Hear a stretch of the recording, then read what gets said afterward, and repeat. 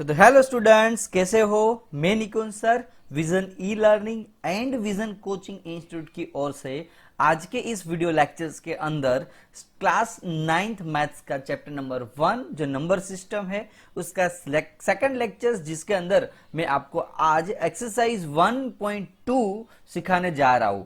तो I hope आपने 1.1 exercise clear कर ली होगी, लेक्चर्स 1 देखा होगा। प्लीज यदि नहीं देखा है तो पहले वो देखो, बाद में इस लेक्चर्स के ऊपर आओ। तो बच्चों, इसके अंदर मैं आपको बहुत इजी और सफिशिएंट मेथड से, बहुत इजी मेथड से इस एक्सरसाइज को समझाऊंगा बच्चों।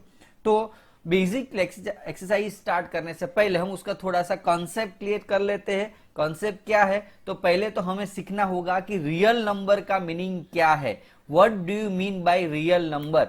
What do you mean by real number? Okay, so the real number के अंदर दो टाइप्स के नंबर्स आएंगे। रियल नंबर क्या? पहले तो रियल नंबर यानी कि पता है, सिंपल चीज, जो सारे नंबर है उसको हम क्या बोलेंगे? रियल नंबर बोलेंगे। सिंपल चीज है ना, रियल नंबर यानी कि रियल नंबर। जो दुनिया में जितने भी नंबर्स है उसको रियल नंबर बोलते हैं। चाहे रियल नंबर में कौन कौन से नंबर आएंगे बेटा, तो वैसे मैं आपको बहुत अच्छे से समझा रहा हूं। रियल नंबर के अंदर मेनली दो टाइप्स के नंबर आएंगे। आज मैं आपको यहां अभी इस लेक्चर्स के अंदर उस टाइप के नंबर्स के बारे में समझा रहा हूं जो शायद आपने अभी तक सीखे ही नहीं है।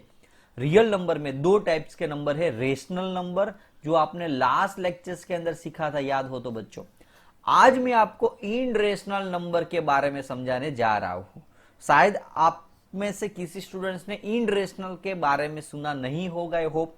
तो बहुत इजी तरीके से मैं इनरेशनल नंबर को समझा रहा हूं। इनरेशनल नंबर क्या है, तो उससे पहले थोड़ा रिवीजन कर लेते हैं। रेशनल नंबर क्या है? तो रेशनल नंबर यानी कि नेचुरल नंबर।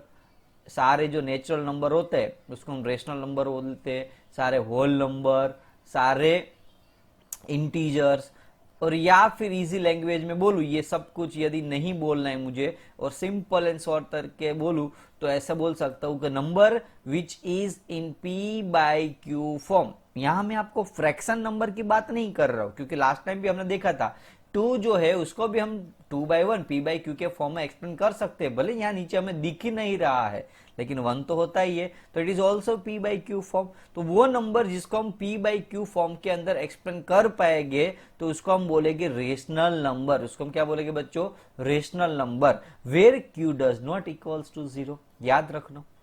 अब यहां इनरेशनल नंबर यानी कि the number which does not meet in P by Q form, यानी कि उसको we can not describe in the P by Q form, उसको हम एक्सप्लेन नहीं कर सकते। जो पी बाई क्यू के अंदर नहीं होगा उसको हम बोलेंगे इनरेशनल नंबर। तो ऐसे लिख सकते नंबर विच इज, वैसे तो which are not form of P by Q form. आप बोलोगे sir P by Q form नहीं है, यानी कि फ्रैक्शन नंबर है, नहीं है, तो ये से तो कौन सा नंबर है जो इनरेशनल नंबर है?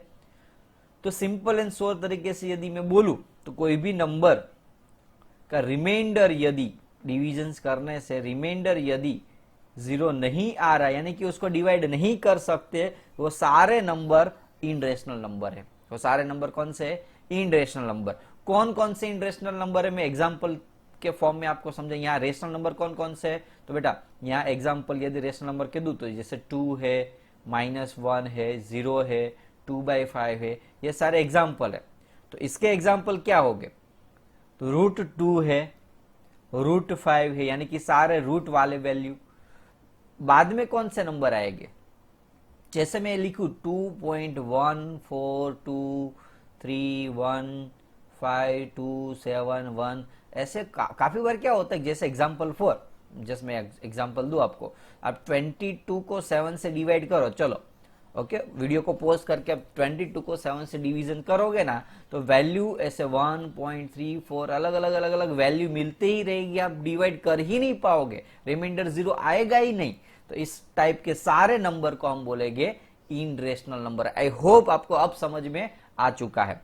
तो रियल नंबर जो है ना, रियल नंबर, उसमें दो टाइप से, रेशनल एंड इनरेशनल। यानी कि ऐसे बोल सकते कि every rational number is real number, every irrational number is real number, यानी कि रेशनल इन रेशनल को हम रियल बोल सकते, हाँ, लेकिन ऐसा जरूरी नहीं है कि हर एक रियल नंबर इन रेशनल ही होगा या फिर हर एक इन रियल नंबर रेशनल होगा। क्यों? क्योंकि रेशनल नंबर में जैसे मैंने बोला 2, तो 2 रेशनल भी है रियल भी है, लेकिन 2 इन रेशनल नहीं है ऐसे, इसलिए ऐसे तो नहीं बोल सकते कि एवरी रियल नंबर रेशनल ही होंगे, काफी सारे ऐसे नंबर भी हो सकते हैं, √2 √5। थोड़ा कॉम्प्लिकेटेड है, उल्टा नहीं जाना, आपको सिंपल एंड सोलह तरीके से समझना है। नेक्स्ट एक्सरसाइज चालू करने से पहले थोड़ा वापस बेसिक कॉन्सेप्ट क्लियर करा दूं। यहाँ ध्यान रखना, ये बहुत इंपॉर्टेंट इन्फॉर्मेशन है आपके लिए, कि मैं आपको वो समझा रहा हूं कि रियल नंबर है, समझ लो, तो उसमें 2 टाइप्स के हैं, rational and in rational, rational and in rational. तो मैं ऐसा बोल सकता हूं कि सारे रियल नंबर जो है ना, सारे रेशनल नंबर वो रियल नंबर है, हाँ, क्योंकि रेशनल नंबर रियल में आता है। सारे इन रेशनल नंबर है वो रियल नंबर है, लेकिन ऐसे नहीं बोल सकता हूं कि हर एक रियल नंबर रेशनल होगा। क्यों? क्योंकि रियल नंबर में दूसरा कौन सा आ सकता है, इन रेशनल नंबर भी आ सकता है। आई होप अब आपको क्लियर हो चुका है। यदि क्लियर है तो लेट्स स्टार्ट एक्सरसाइज। हम एक्सरसाइज डायरेक्ट स्टार्ट करेंगे और कॉन्सेप्ट को और अच्छे तरह से क्लियर करेंगे। वैसे ट्रू फॉल्स है इसलिए मैंने डायरेक्टली आंसर लिख दिया है, आपको खाली समझाना ही बाकी है। वैसे ऑलमोस्ट तो समझा भी दिया है कि फर्स्ट क्वेश्चन है true false, justify your answer, आपको आंसर भी दे देना। तो every irrational number real number है। अभी मैंने बात क्या की थी, रियल नंबर में कौन कौन से आएंगे, रेशनल एंड इन रेशनल। तो हर एक इन रेशनल नंबर को रियल नंबर बोल सकते हैं, हाँ, क्योंकि इन रेशनल नंबर किस में आएगा, रियल में ही आएगा, तो आंसर होगा ट्रू। ओके, तो आंसर क्या होगा, ट्रू। आपको ये स्टेटमेंट लिखना है क्या, कि collection of every real number, यानी कि कोई भी रियल नंबर्स होता है वो रेशनल एंड इन रेशनल से बना होता है, इसलिए सारे रेशनल नंबर या इन रेशनल नंबर को हम रियल नंबर बोल सकते। यही क्वेश्चन यदि ऐसे पूछा होता तो क्या every real number in rational number, यदि सारे रियल नंबर है, उल्टा क्वेश्चन, तो सारे रियल नंबर इन रेशनल है तो नहीं, ये क्वेश्चन रॉन्ग हो सकता है, क्योंकि रियल नंबर में 2 है, रेशनल एंड इन रेशनल। तो यहां मैंने क्या पूछा था, क्या सारे रियल नंबर इन रेशनल नहीं है, नहीं, क्योंकि काफी सारे रियल भी हो सकते हैं। तो यही क्वेश्चंस आपको यहां लास्ट टर्म में दिया हुआ 3rd नंबर का क्वेश्चन क्या है, देखो, एवरी इन रेशनल की जगह रियल, रियल की जगह इन रेशनल है, उल्टा कर दिया है, तो आपको आंसर फॉल्स आएगा। ओके, देखो आप अपना लॉजिक लगाओ कि कैसे आंसर आया, थोड़ा आपका दिमाग लगाना पड़ेगा। ओके, आंसर में क्या करना, लिखना है कि real number include the both rational and in rational.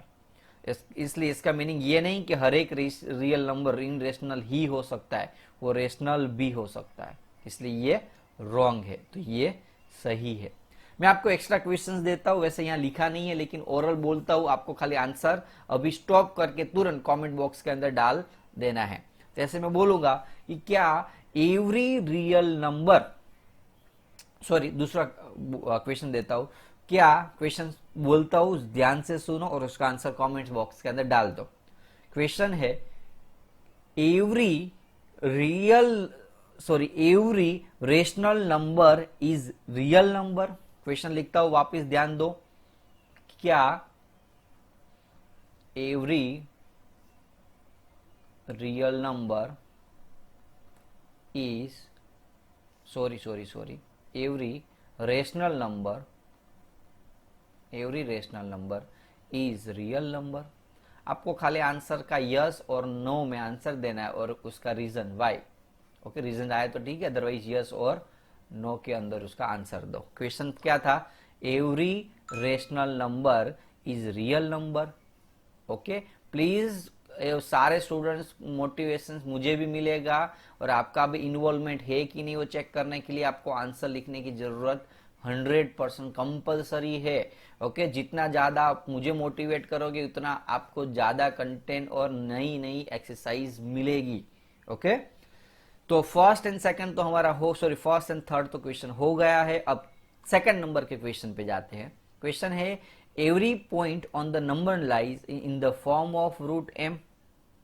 Every point on the number line is in the form of √m। क्या कोई भी वैल्यू रूट के अंदर ही होती है? नहीं होती ना बच्चों। ओके, जैसे एग्जांपल 4, मैं 4 बोलूं तो 4 क्या रूट के फॉर्म में नहीं होता, तो फॉल्स आंसर आएगा। क्लियर?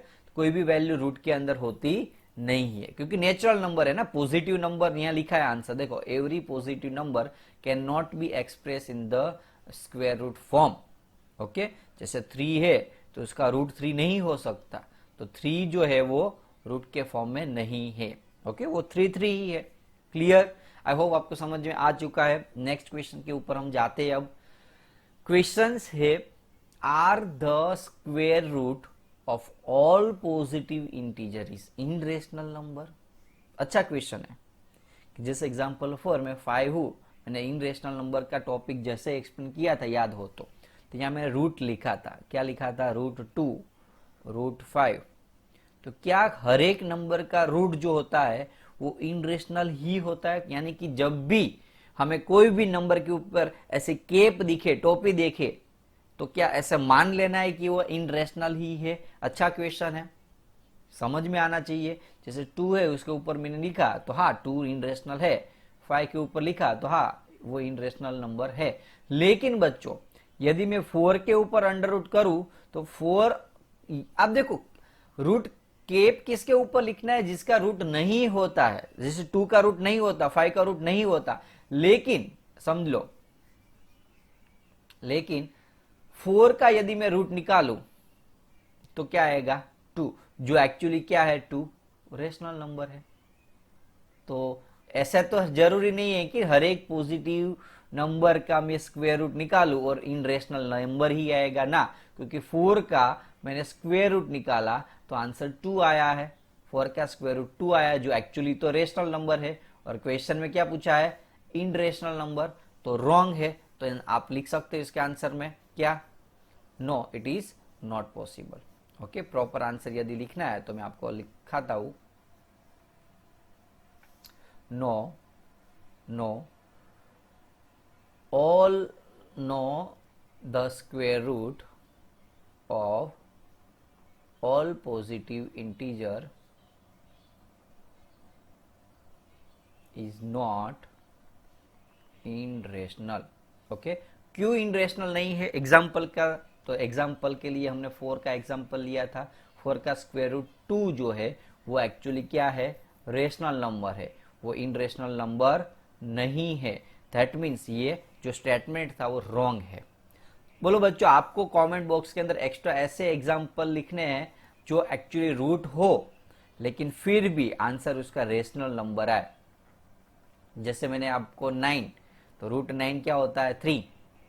समझ में आ रहा है? ऐसे दूसरा एग्जाम्पल आपको कमेंट बॉक्स में डालना है। क्या डालना है कमेंट बॉक्स के अंदर? ऐसे एग्जाम्पल जिसका रूट जो है वो रेशनल नंबर आना चाहिए। Okay, sure? अब हम बात करते हैं, देखो ये बहुत छोटी एक्सरसाइज है, खाली 3 ही क्वेश्चन है, तो इस लेक्चर शायद हमारा छोटा हो सकता है, आई होप, लेकिन आपको प्रैक्टिस ज्यादा करनी है। छोटा है तो कोई बात नहीं, ओके, लेकिन 2 बार प्रैक्टिस कर देना तो शायद नेक्स्ट एक्सरसाइज हमारी ज्यादा लंबी हो सकती है। सो यहाँ क्वेश्चन है, so how √5 can be represent on the number line. Okay, उससे पहले मैं आपको है ना पाइथागोरस थ्योरम समझाना चाहता हूं। पाइथागोरस थ्योरम, पाइथागोरस थ्योरम क्या है पता किसी को? काफी सारे स्टूडेंट्स को तो ये पाइथागोरस में पता नहीं होगा, मुझे पता है। क्या है पाइथागोरस थ्योरम? कि कोई भी 90, any right angle triangle, any right triangle, hypotenuse का स्क्वायर, हाइपो तो पता है ना, हाइपोटेनियस का स्क्वायर, बाकी की 2 साइड जो है उसका सम ऑफ अदर 2 साइड्स, ऐसे लिख सकते हैं। मैं एग्जाम्पल 4 बात करूं, थोड़ा प्रैक्टिकली देखते हैं। चलो, ये पाइथागोरस हम लगाए, यहाँ 90 डिग्री है। ओके, ए बी एंड सी, तो यहाँ एंगल बी कितना है? 90 डिग्री है, राइट। अब यहाँ पाइथागोरस क्या कहता है कि ये हाइपोटेनियस है, तो हाइपोटेनियस का स्क्वायर यानी कि AC का स्क्वायर कितना होगा कि बाकी के दो साइड के स्क्वायर का सम जितना, यानी कि क्या होगा A B square plus B C square. I hope अब आपको क्लियर होगा। बहुत इंपॉर्टेंट है, पाइथागोरस ऐसी चीज है, मैथ्स का हार्ट है ये बेटा। मैथ्स है तो पाइथागोरस, एंड पाइथागोरस है तो मैथ्स है, क्योंकि without Pythagoras theorem we can not imagine the mathematics. Okay, आप जैसे जैसे आगे जाओगे स्टडी आपकी आगे, अब देखो 11th 12th के अंदर तो आपको जो भी है समझना है सब कुछ, जैसे उसमें ट्रिग्नोमेट्री आते हैं, trigonometry almost all dependents on the Pythagoras, उसमें दूसरा कोई ट्रायंगल आएगा ही नहीं, तो आप अभी से सीख लो तो ज्यादा अच्छा है आपके लिए। अब मुझे √5 को नंबर लाइन पे क्या करना है, शो करना है, तो कैसे करूंगा मैं? तो पहले तो √5 कैसे आएगा, तो यदि मैं पाइथागोरस का यूज करूं, यदि मैं पाइथागोरस को यूज करूं, यहां यदि मैं 2 लूं और यहां मैं यदि 1 लूं, तो ये जो साइड है AC वो कितनी मिलेगी? पाइथागोरस लगाओ, चलो। AC square is equals to AB square plus BC square, ऊपर ही लिख देता हूं चलो आपको।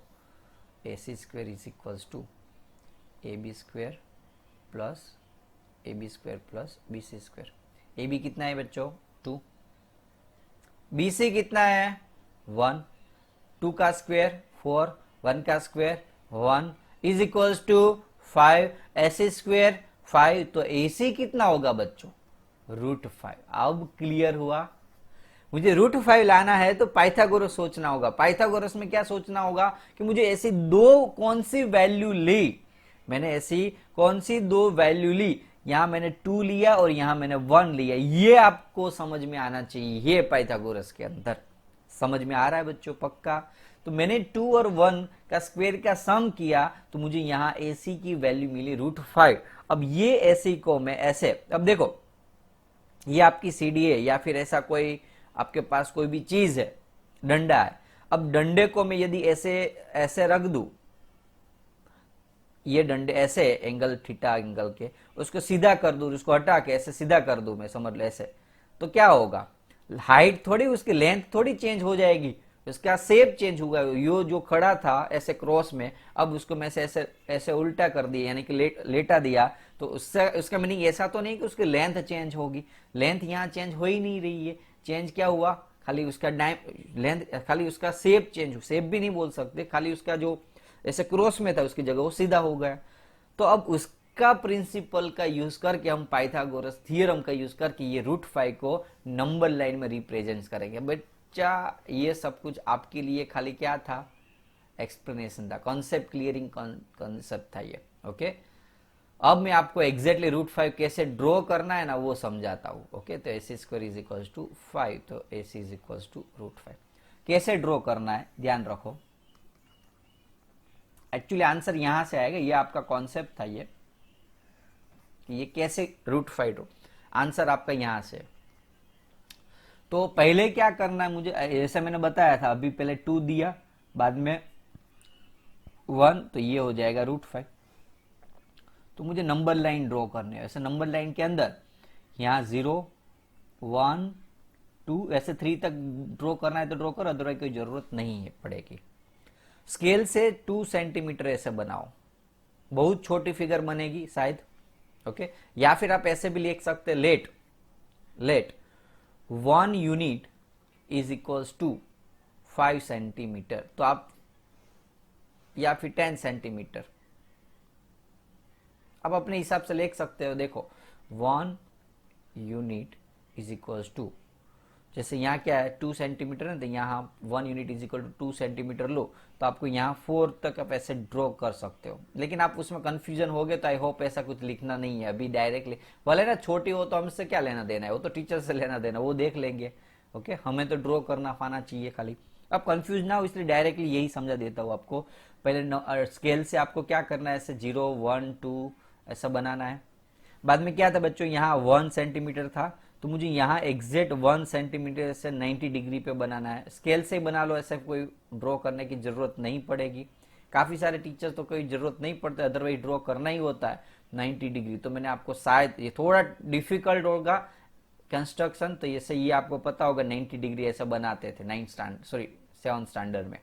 तो बस वही चीज है, आप ऐसे यहाँ 90 डिग्री बना लो, ऐसे एक दो आर्क, दूसरा आर्क, ऐसा 90 डिग्री बना लिया आपने। यदि बनाना है, बाकी टीचर कोई दिक्कत नहीं, आपको बनाने की जरूरत नहीं पड़ेगी, तो आपको थोड़ा एक्स्ट्रा समझा रहा हूँ। शायद कोई स्कूल वाले टीचर ऐसे बोले कि मुझे 90 डिग्री एग्जैक्ट बनाना ही पड़ेगा आपको, तो दिक्कत है आपको। ओके, बाकी कोई प्रॉब्लम नहीं होगी। अब आपने यहाँ 2 सेंटीमीटर, तो समझ लो आपने यहाँ 1 सेंटीमीटर ऐसे आर्क लगा दिया। 1 सेंटीमीटर कितना? 1 सेंटीमीटर का। आई होप आपको बच्चा समझ में आ रहा है पक्का। तो ये था 2 सेंटीमीटर का डिस्टेंस, ये आपने 1 सेंटीमीटर ड्रॉ किया। कंस्ट्रक्शन है, अब ऐसे तो पॉसिबल नहीं है, तो आपको यदि फार रहा है, खुद कर सकते हो तो करना ट्राई, नहीं कर सकते प्रॉब्लम्स हो रही है समझने में, क्योंकि प्रैक्टिकली हम ये समझा नहीं सकते, नंबर लाइन कंस्ट्रक्शन है ना, इसलिए। तो यदि आपको ना समझ में आए तो उसको स्किप कर देना, लेकिन आई होप कि समझ में आ ही जाएगा, ऐसा कुछ हार्ड फास्ट नहीं है। अब यदि मैं इतना तो पहुंच गया मैं, अब मैंने उसको यहां ज्वाइन करना है, ये जो पॉइंट था उसको इस पॉइंट के साथ ऐसे ज्वाइन करना था, ये मुझे मिला √5, ये मुझे क्या मिला? √5। अब क्या करना है आपको? आपका राउंडर लेना है, जिससे राउंडर का एक पॉइंट ऐसे होगा और एक पॉइंट यहां रखना है, ये ऐसे समझ लो आपका राउंडर है। ओके, कौन सा पॉइंट? जो पेंसिल वाला होगा ना, ये पॉइंट यहां रखना है और ये आपका शार्प पॉइंट होगा। अब उस पेंसिल से आपको ऐसे राउंडर को ऐसे क्या करना है, ऐसे ऐसे कट मार देना है, यहां से लेके एग्जैक्टली यहां आर्क लगा देना है। तो ये जो पॉइंट आपको, अब देखो ये था, उसको मैंने ऐसे क्रॉस में था, उसको मैंने सीधा कर दिया, बस दूसरा कुछ काम किया ही नहीं है। राउंडर से यहां मैंने आर्क लगा दिया, तो ये जो आपका मिलेगा वो मिलेगा √5। तो ये जो डिस्टेंस होगा ना, अब यहां से यहां तक का नया आर्क मिला, वहां से डिस्टेंस √5 होगा। फिर से रिपीट कर रहा हूं, वापस ध्यान दो। ओके, अब थोड़ा फास्ट समझाऊंगा, शायद आपको भी क्लेरिफिकेशन हो जाए, कंफ्यूजन ना हो। पहले ड्रॉ करना है आपको नंबर लाइन में 0 1 2 3, बाद में ड्रॉ करना है यहां से 1 सेंटीमीटर, बाद में उसको 0 के साथ अटैच कर देना है, 0 के साथ अटैच कर दो। बाद में यहां से राउंडर लेके ऐसे आर्क लगा दो, और ये जो पॉइंट कट हुआ, इस पॉइंट को यदि कुछ नाम दे दो OP, तो ये जो आपको OP मिला वो कितना होगा? तो √5। आपने क्या किया? नंबर लाइन के अंदर √5 को रिप्रेजेंट कर दिया, तो आपका ये जो पॉइंट मिलेगा वो √5 मिलेगा। ओके, तो आप ऐसे भी ड्रॉ कर सकते हो, √5 जो पॉइंट होगा ना, इंटरसेक्ट की, यहां से इंटरसेक्ट किया, सॉरी, तो यहां तक आप ऐसे बना सकते हो। तो ये आपका √5 मिल गया। आई होप समझ में आया बच्चों, पक्का। तो आपको एग्जैक्टली फिगर यहां दी हुई है, कैसे स्टेप लिखना है और फिगर कैसे बनाई है, सब कुछ आपको यहां एक्सप्लेन किया हुआ है। आप इसका स्क्रीनशॉट ले लो और आंसर अपनी बुक्स के अंदर लिख सकते हो। वैसे ही ये 3rd नंबर का क्वेश्चन था, वैसे 2nd नंबर का तो बहुत इजी था, 2 स्टेप में ही है, और 1st नंबर का इसका भी आप स्क्रीनशॉट ले सकते हो। ओके, जिससे आपको लिखने में और प्रैक्टिस करने में इजी हो। तो बस आज के लिए इतना ही। देखो यहां ध्यान दो, यहां आपको स्टेप 1, स्टेप 2, स्टेप 3 दिया हुआ है। √5 कैसा है वो भी यहां एक्सप्लेन मैंने किया हुआ है, तो आप ये रीड करना। और स्टेप 4 फाइनली कैसे √5 को एक्सप्रेस करना है, मैं रिपीट कर रहा हूं। पहले क्या ड्रॉ करना है? नंबर लाइन 2 यूनिट यहां, दूसरा परपेंडिकुलर करना है 1 यूनिट यहां। यहां यूनिट इसलिए लिखा है, यूनिट इसलिए लिखता, आप चाहे इतना कर सकते हो लंबा। ओके, 2 सेंटीमीटर की जगह 4 सेंटीमीटर लो उसको यदि, तो यहां आपको 1 की जगह 2 सेंटीमीटर ले लेना है। ओके, तो कंपेरेटिवली तो ये 2 और 1 ही हुआ। ओके, यही चीज है। बस बाद में क्या करना है, इसको ज्वाइन कर दो। √5 कैसे आया √5? तो ये से समझ में आ गया पाइथागोरस से। अब CA is taking the radius and A is A centre, A को सेंटर लेके, इसको रेडियस लेके एक आर्क बनाना है जो नंबर लाइन को टच करे। जैसे ही वो आर्क टच करे, वो डिस्टेंस आपका हो जाएगा 0 से √5। बस, तो वो आपका फाइनली आंसर है। सो आपको होमवर्क के अंदर 2 टाइम प्रैक्टिस करनी है, बहुत छोटा से इसलिए 2 टाइम दे रहा हूं, लर्न कर दो। अभी तो 2 तो क्वेश्चन ऐसे ही थे, यही खाली कंस्ट्रक्शन, अब तो क्लियर ही होना चाहिए आपका ये कंस्ट्रक्शन। ओके, सो आज के लिए बस इतना ही। Thank you very much for watching this videos. Please like कर दीजिए इस वीडियो को, अपने 10 फ्रेंड के साथ शेयर करिए और हमारी जो विजन ई लर्निंग चैनल है उसको सब्सक्राइब करने के लिए अपने फ्रेंड को सजेस्ट करिए। क्यों? जस्ट बिकॉज आपके साथ वो भी पढ़ना चाहिए। कोरोना की वजह से आपकी पढ़ाई रुकनी नहीं चाहिए। सो थैंक यू वेरी मच। कोई भी डिफिकल्टी हो तो आप इस नंबर पे आप कॉल कर सकते हो, डाउट डिफिकल्टी सोल्व हो सकते हैं यहाँ। अब जाने की इजाजत दीजिए मुझे। So thank you very much for watching this video. Thank you a lots and please take care, stay home. Okay, bye.